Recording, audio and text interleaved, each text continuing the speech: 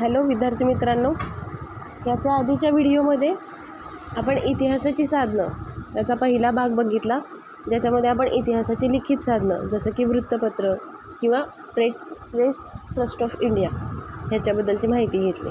आता हा त्याचा पुढचा भाग आहे, दुसरा व्हिडिओ.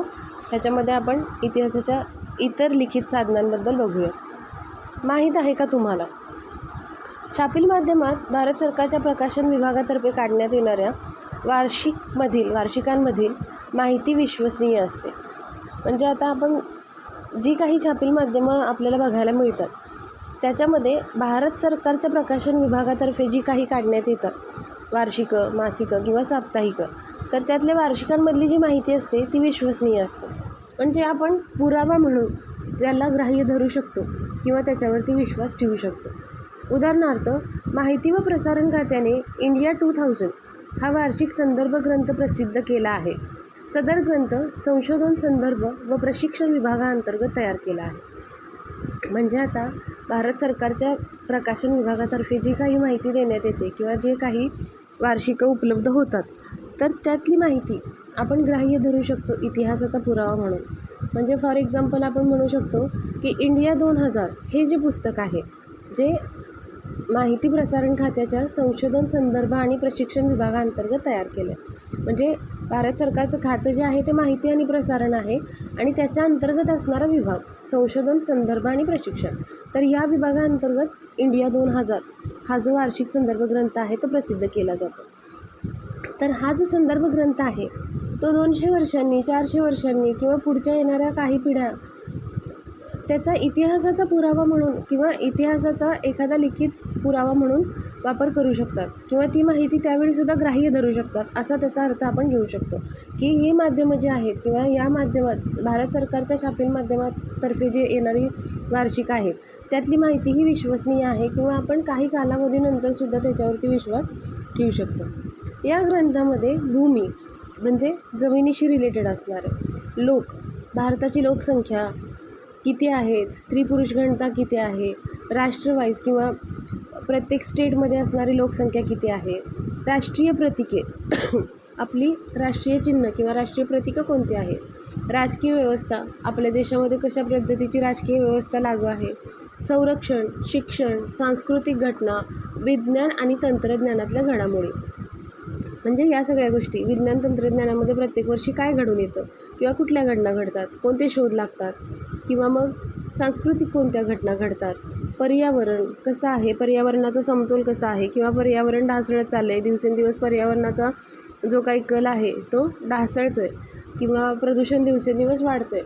तर अशा कोणताही सब्जेक्ट, असा कोणताही विषय जो इन्क्लूड केलेला आहे त्याच्या संदर्भात इत्थंभूत माहिती अगदी संदर्भासहित आपल्याला मिळून जाते, ही जी भारत सरकारची जी वार्षिकं असतात त्याच्यामध्ये. तर ह्या पुस्तकामध्ये बरेच जे विषय आहेत ते इन्क्लूड केलेले असतात किंवा त्यांचा समावेश केलेला असतो, आणि त्यातले बरेचसे विषय त्यांनी इथं आपल्याला दिलेले आहेत. आरोग्य आहे, कुटुंब कल्याण, समाज कल्याण, प्रसारमाध्यमे, मूलभूत आर्थिक माहिती, अर्थपुरवठा, नियोजन, कृषी, जलसंधारण, ग्रामीण विकास, अन्न व नागरी पुरवठा, ऊर्जा, उद्योग, व्यापार, वाहतूक, संदेशवहन, श्रम, गृहयोजना, न्याय व विधी, युवा व क्रीडा विभाग इत्यादी क्षेत्रामधील घटनांचा आढावा, सर्वसाधारण उपयुक्त माहिती यांचा समावेश आहे. तर हा जो संदर्भ ग्रंथ त्यांनी दिला आहे इंडिया 2000, तर ह्या ग्रंथामध्ये हे सगळे विषय इन्क्लूड केलेले आहेत, आणि ह्या सगळ्या विषयांची सर्वसाधारणपणे उपयुक्त असणारी माहिती, तसेच ह्या क्षेत्रामध्ये घडणाऱ्या विविध घटनांचा आढावा. म्हणजे आता आपण कोणतीही ह्यातला एखादा विषय घेतला की लोक किंवा संरक्षण म्हणजे मग भारताची संरक्षण व्यवस्था कशी आहे, त्यासाठी सरकार कोणत्या शासकीय योजनांचा किंवा कोणत्या माध्यमांचा विचार करत असतं, आपले जे जल, थल किंवा वायुदल आहेत त्याचे कमांडर कोण आहेत किंवा त्यांची कार्यप्रणाली कशी असते, असं कोणत्याही एखाद्या विषयाशी रिलेटेड असणारी सगळी इत्थंभूत माहिती तुम्हाला त्या पुस्तकामध्ये मिळेल. आणि अर्थातच ती ऑथेंटिक असेल, म्हणजे खात्रीशीर म्हणू शकतो आपण, किंवा विश्वसनीय माहिती आपल्याला ह्यातून मिळते. अशा माहितीच्या आधारे आपणास इतिहास लिहिणे शक्य होते. म्हणजे आता बघा, आत्ता तर ही सगळी करंट माहिती आहे. 2000 म्हणजे साधारण 20 वर्षापूर्वी घडलेल्या सगळ्या गोष्टी आहेत. पण अजून एक 100भर वर्षांनी हा जो ग्रंथ आहे किंवा ही जी वार्षिकी आहे, तर आपण त्याचा एक पुरावा म्हणून उपयोग करू शकतो किंवा आपण त्याला एक संदर्भ ग्रंथ, की 200 वर्षानंतरची लोकं जेव्हा विचार करतील की 200 वर्षापूर्वी काय घडलं होतं, तर हे जे लिखित स्वरूपात आहे ते एकदम खात्रीशीर पुरावा इतिहासाचा म्हणून आपण त्याला ग्राह्य धरू शकतो. टपाल तिकीट आहे. टपाल तिकीट स्वतः काहीही बोलत नसली तरी इतिहासकार त्यांना बोलके करतो. म्हणजे आता बघा, टपाल तिकीटं स्वतः काहीही बोलत नसली, याचा अर्थ असा की ते स्वतःबद्दल माहिती फारशी देऊ शकत नसली म्हणा, किंवा टपाल तिकीट हा छोटासा कागदाचा तुकडा असतो जो कोणत्याही टपालावरती किंवा कोणत्याही पत्रव्यवहारावरती सरकारी शिक्का म्हणून वापरला जातो. एका ठिकाणाहून दुसऱ्या ठिकाणी आपण जेव्हा पत्रव्यवहार करतो तेव्हा तो जो काही संदेश आहे तो एका ठिकाणाहून दुसऱ्या ठिकाणी पाठवण्यासाठी जी काही किंमत लागते किंवा तो कागदोपत्री व्यवहार किती महत्त्वाचा आहे किंवा ते जे काही पत्र आहे ते कुणाला पाठवायचं आहे याच्यावरती मग ते टपाल तिकिटाची किंमत ठरत असते. म्हणजे अगदी 1-2 रुपयापासून ते 100-200 रुपयापर्यंतसुद्धा टपालाची तिकीटं उपलब्ध असतात. तर मग ती तिकीटं स्वतः काही सांगत नाही, पण त्याच्यावरून इतिहासकार मात्र बरीच काही माहिती गोळा करतात किंवा त्यांना ती माहिती मिळते. भारत स्वतंत्र झाल्यापासून ते आज तागायत टपाल तिकिटामध्ये विविध बदल घडून आलेले आहेत. तिकिटांच्या आकारातील वैविध्य, विषयातील नाविन्य, रंगसंगती यामुळे टपाल तिकिटे आपणास बदलत्या काळाविषयी सांगत असतात. म्हणजे आता बघा, 1947ला जेव्हा भारत स्वतंत्र झाला त्यावेळेला टपालावरती असणारी जी तिकीटं आहेत त्यांचा आकार, त्यांची रंगसंगती किंवा त्याच्यामध्ये असणारा जो विविधता आहे ती वेगळी होती. दिवसेंदिवस त्याच्यामधलं जे वैविध्य आहे ते बदलत गेले, त्याच्या रंगसंगती, त्याचे आकार बदलत गेले, त्याच्यातील चित्र. म्हणजे फार वर्षांपूर्वी कदाचित महात्मा गांधींचं टपालाचं तिकीट असेल, आत्ता दुसरा कुठल्या तरी नेत्याचं असेल, किंवा आधी एखादा प्राणी पक्षी इन्क्लूड केला असेल, आता त्याच्यावरती दुसरे कोणते तरी प्राणी असेल. म्हणजे जसा काळ बदलत जाईल तसं ते टपालाची जी तिकीटं आहेत त्यातल्या व्यक्ती, त्याचे रंग, हे सगळे विषय हळूहळू बदलत जातात आणि मग त्या बदलत्या रंगसंगती किंवा त्यातले जे वैविध्य आहे त्याच्या विषयांचं जे नाविन्य आहे त्यामुळे मग आपल्याला बदलत्या काळाविषयी नवीन माहिती मिळत जाते.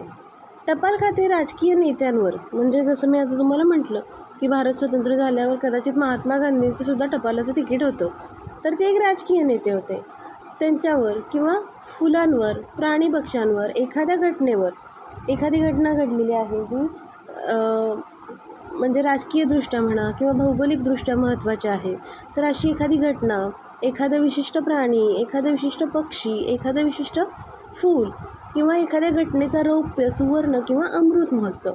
म्हणजे रौप्य, सुवर्ण आणि अमृत महोत्सव म्हणजे कोणतीही एखादी गोष्ट घडून गेल्यानंतर 25 वर्षांनी जो सेलिब्रेट करतात किंवा 25 वर्षांनी जो साजरा केला जातो तो रौप्य महोत्सव असतो.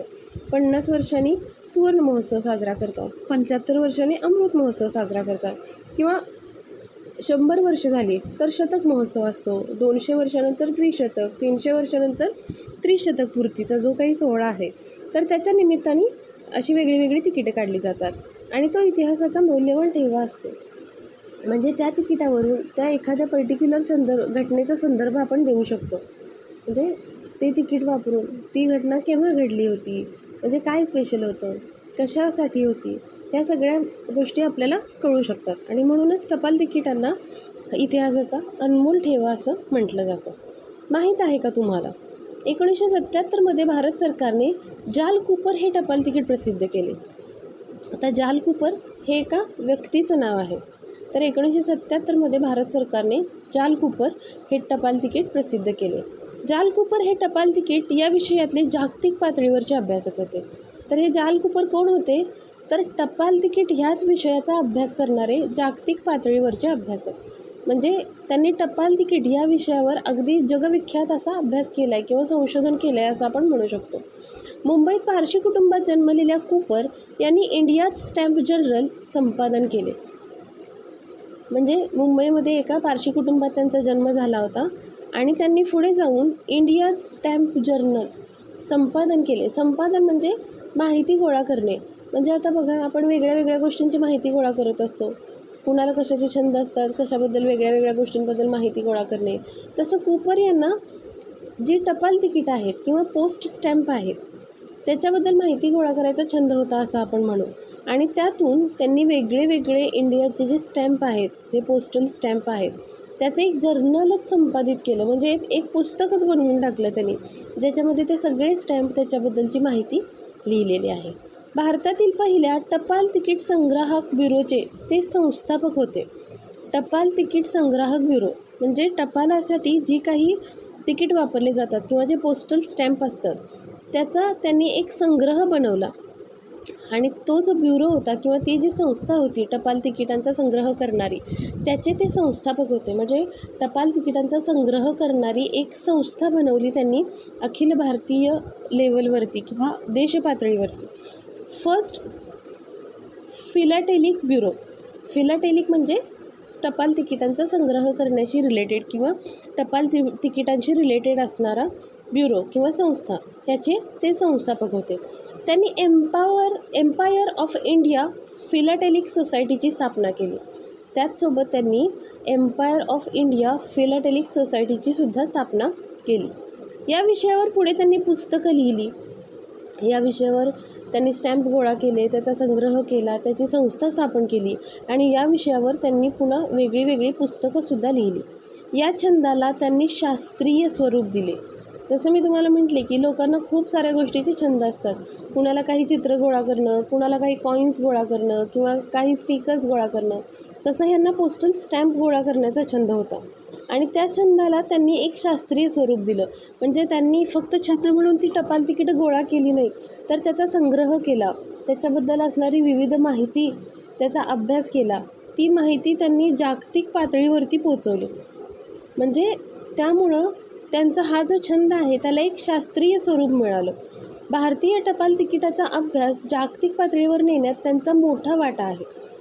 म्हणजे आता भारतीय टपाल तिकीटं आत्ता आपण स्वातंत्र्यापासून जरी गृहीत धरलं तसं आपण म्हणू शकतो की टपाल तिकीटं हा इतिहासाचा एक मौल्यवान ठेवा आहे. म्हणजे त्या त्या काळात घडत गेलेल्या घटना त्या त्या लोकांनी टपाल तिकिटाद्वारे त्याला ॲप्रिसिएशन केलं किंवा त्याला एक कौतुक करून दिलं त्या तिकिटाच्या माध्यमातून असं आपण म्हणू शकतो. आणि त्यामुळं हे जे टपाल तिकिटांचा जो अभ्यास आहे किंवा त्याचा जो संग्रह आहे याला जागतिक पातळीवर नेण्यात जाल कूपर यांचा खूप मोठा वाटा आहे. टपाल तिकीट संग्राहक अशी कारकिर्दीची सुरुवात करून जागतिक पातळी गाठणाऱ्या कूपर यांचे योगदान समजण्यास त्यांच्यावर काढलेले टपाल तिकीट हे महत्त्वाचे साधन आहे. म्हणजे आता बघा, ह्याच गोष्टीचं आपण उदाहरण म्हणून दाखला घेऊ शकतो. जसं आपण मगाशी बघितलं की एखादी घटना, एखादा नेता, एखादं फूल, पक्षी, प्राणी किंवा एखादा महोत्सव त्या वेळेचं ॲप्रिसिएशन किंवा कौतुक करण्यासाठी भारत सरकार त्या पर्टिक्युलर इव्हेंटवरती टपाल तिकीट काढत असतं. तसं हे जे जाल कूपर आहेत म्हणजे टपाल तिकीट संग्राहक म्हणून त्यांनी त्यांची कारकीर्द सुरू केली. त्यांचा संग्रह करत करत हळूहळू त्यांनी त्याचा अभ्यास केला, त्याच्यावरती संशोधन केलं, त्याच्यावरती संदर्भ ग्रंथ लिहिले आणि हा अभ्यास त्यांनी जागतिक पातळीवरती पोहोचवला. म्हणजे एका छोट्या गोष्टीपासून सुरुवात करून त्यांनी स्वतःची खूप मोठी अशी कारकीर्द घडवली. आणि मग त्यांना ॲप्रिशिएट करण्यासाठी 1977मध्ये भारत सरकारने त्यांच्याच नावाचं एक टपाल तिकीट किंवा पोस्टल स्टॅम्प मार्केटमध्ये आणला किंवा सुरू केला. म्हणजे त्यांचं जे काही काम आहे त्याचं योगदान लोकांना समजावं म्हणून. तर अशा पद्धतीने ही जी टपाल तिकीट असतात ती इतिहासाबद्दल किंवा त्या घडणाऱ्या गोष्टींबद्दल आपल्याला वेगळी वेगळी माहिती देत असतात. तर हे जे दिलेलं आहे जाल कूपर टपाल तिकीट, तर हे टपालाचं तिकीट आहे आणि त्याच्यावरती त्यांचा फोटो आहे, त्याच्यावरती भारत आणि इंडिया म्हणजे हे जे आहे तो भारत सरकारचा उपक्रम आहे किंवा सरकारकडून त्यांना हे कौतुक मिळालेलं आहे असं आपण म्हणू शकतो. तर ही होती इतिहासाची लिखित साधने. दुसरा प्रकार आहे इतिहासाची भौतिक साधनं. खाली दिलेल्या साधनांचा समावेश भौतिक साधनात होतो. आता यांनी तुम्हाला परत एक तक्ता दिला आहे ज्याच्यामध्ये इतिहासाची भौतिक साधनं दाखवलेत. तर जनरली कोणत्या गोष्टींचा वापर भौतिक साधनं म्हणून केला जातो? पहिले, नाणी. आपण जे कॉईन्स वापरतो, आत्ता जे कॉईन आहेत ते वेगळे आहेत. कदाचित 20 वर्षापूर्वी कॉईन होते ते वेगळे होते. माझ्या लहानपणी कॉईन होते ते वेगळे होते. तेव्हा 5 पैसे, 10 पैसे, 20 पैसे असे कॉईन असायचे. आता 5 पैसे, 10 पैसे, 25 पैसे बघायला मिळत नाही. तर ही जी नाणी आहेत त्याचा आपण इतिहासाची भौतिक साधने म्हणून विचार करू शकतो किंवा आपण ती वापरू शकतो. प्रार्थनास्थळं, आपल्याला माहीत आहे की भारत हा खूप साऱ्या जाती धर्मांचा देश आहे. खूप साऱ्या जाती धर्मांचे लोक इथे राहतात. प्रत्येकाची प्रार्थनास्थळं वेगळी वेगळी आहेत. मंदिरं आहेत, मस्जिद असतील किंवा चर्च असतील. तर ह्या प्रार्थनास्थळांचा उपयोगसुद्धा भौतिक साधनं म्हणून केला जातो. दैनंदिन वापरातल्या वस्तू, म्हणजे आज आपल्या दैनंदिन वापरात आपण जे वापरतो, काही वर्षांपूर्वी लोकांची वापर म्हणजे लोक कोणत्या प्रकारच्या गोष्टी वापरायचे. काही शतकांपूर्वी मध्ययुगीन प्राचीन इतिहासात अश्मयुगातील लोक किंवा ताम्रयुगातील लोक कशा पद्धतीच्या वस्तू वापरायचे, तर त्यांच्या दैनंदिन वापरातल्या ज्या वस्तू आहेत त्याचा उपयोगसुद्धा इतिहासाची भौतिक साधने म्हणून होतो. राजमुद्रा, पेहराव, अलंकार, म्हणजे आधीच्या पिढ्यातले जे लोक होते मध्ययुगीन भारतातले म्हणा, तर त्यांच्या ज्या राजमुद्रा होत्या, राजमुद्रा म्हणजे आता जसं आपण पोस्टल तिकीट बघितलं, पोस्टल स्टॅम्प, टपाल तिकीट, तसं राजे महाराजे लोक त्यांची स्वतःची मुद्रा वापरायचे. तो त्यांचा स्वतःचा शिक्का असायचा. त्यांच्या कोणत्याही कागदपत्रावरती, आदेशावरती राजाची मुद्रा असायची. राजाची मुद्रा आहे याचा अर्थ की राजाने ते ॲप्रूव्ह केलेलं आहे असं आपण म्हणू शकतो. तर ही जी राजमुद्रा आहे किंवा तिथल्या लोकांचे तेव्हाच्या काळातले पेहराव असतील किंवा अलंकार असतील किंवा त्या लोकांनी त्या काळात वापरलेल्या काही वेगळ्या वेगळ्या वस्तू असतील ज्या आता संग्रहित करून ठेवलेल्या आहेत, तर अशी वस्तू संग्रहालये. आधुनिक स्थापत्य म्हणजे स्थापत्यशैली, बांधकाम ज्याला आपण म्हणू, की पहिल्यातल्या लोकांचे स्थापत्य कशा पद्धतीचं होतं, आत्ताच्या आधुनिक स्थापत्य कसं आहे. तर हे सगळे जे आहेत हे आपण इतिहासाचे भौतिक साधनं म्हणून त्याचा अभ्यास करू शकतो किंवा करणार आहे. तर इतिहासाच्या भौतिक साधनांचा अभ्यास आपण आपल्या पुढच्या व्हिडिओमध्ये करूया. तोपर्यंत तुम्ही या व्हिडिओचा अभ्यास करा. तुम्ही नक्की कळवा की तुम्हाला हा व्हिडिओ कसा वाटला. तुम्हाला काही प्रॉब्लेम असतील तर नक्की मेसेज करा आणि अर्थातच व्हिडिओ लाईक करा, शेअर करा आणि सबस्क्राईब करा. आपण भेटूयात या व्हिडिओच्या पुढच्या भागामध्ये. तोपर्यंत धन्यवाद.